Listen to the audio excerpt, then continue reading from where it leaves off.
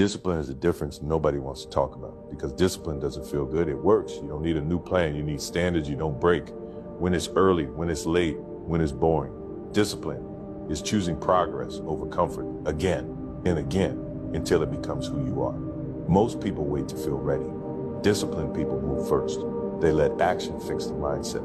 You don't argue with the work. You show up, you execute, you leave better than you arrive. Discipline sharpens focus. Focus creates momentum. Momentum builds confidence you can't fake. Nobody claps for the mornings you win alone. Nobody sees the reps that hurt. That's why they matter.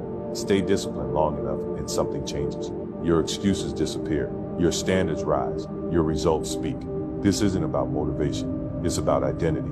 Do the work every day. And once discipline becomes your identity, quitting is no longer an option. You don't search for motivation. You move with purpose. That's when winning becomes normal.